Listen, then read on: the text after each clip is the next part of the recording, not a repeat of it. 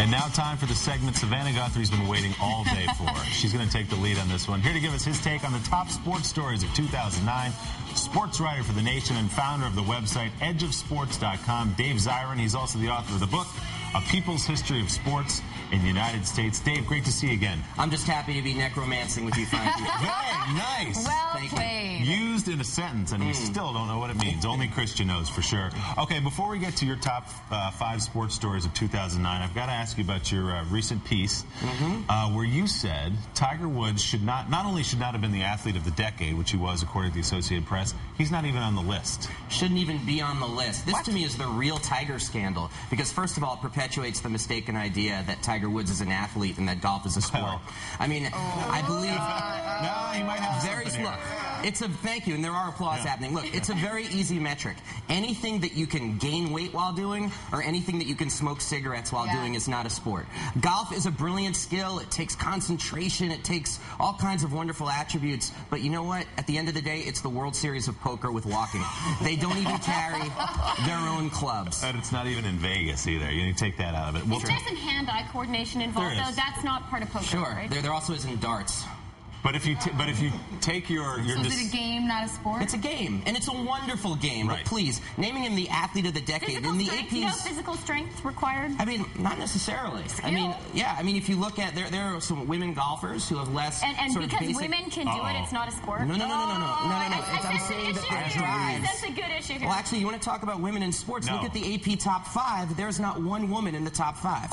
My list has Serena Williams at number 2. Tennis. Okay. We love you. There you go. If you take your dismissal and put that aside of golf, isn't Tiger Woods the most dominant player of the game of this decade? Sure, the most dominant gamesman, but I think there's a Dungeons and Dragons player in Kansas who might be a little better. That's cruel. That's cruel and unfair to John Daly, a fine athlete.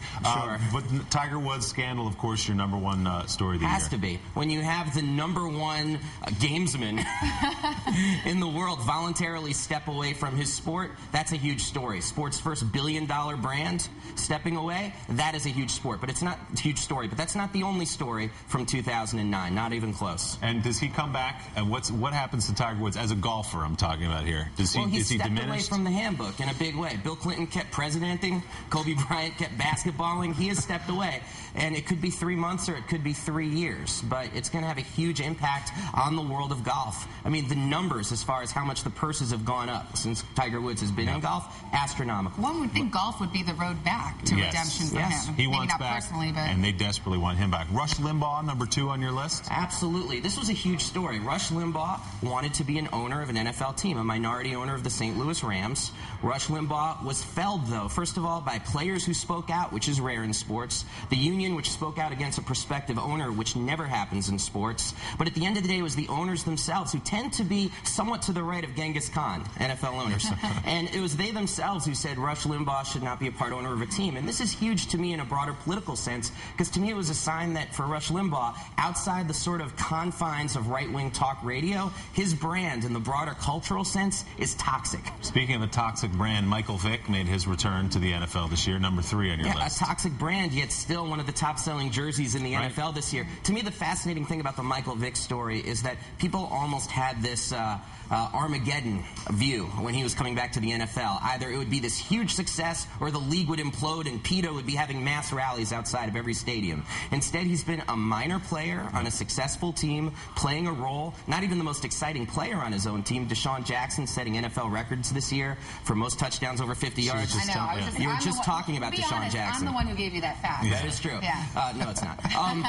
But it is true that the Michael Vick story, to me, the fact that it's been such a non-story is in of itself a huge story. Yeah, flown under the radar well. Number 4 on your list, gender controversy, Caster Semenya. Caster Semenya. I mean, this is somebody who went from setting world records to being on suicide watch. Yeah. And it's for a simple reason. She's 18 years old. She was subjected to a whole series of incredibly invasive gender tests, from having to see an endocrinologist to a psychologist to determine her gender. And what it shows is that the world of track and field still has no way to sort of understand the fact that when it comes to gender, it's not always as simple as, pardon the expression, black or white. Gender variance is a real part of the human condition, and they haven't figured out a way to sort of deal with this in the realm of competition without tearing this person limb from limb. Age 18, from a gold medal winner to suicide watch. She went through a lot. People following her into bathrooms and all kinds of things. Very ugly. And number 5 on your list, A-Rod.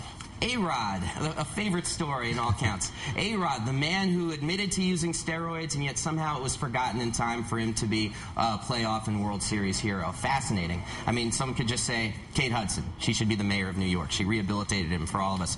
But I think this was the... I'd take it. Yeah. I'd vote for her.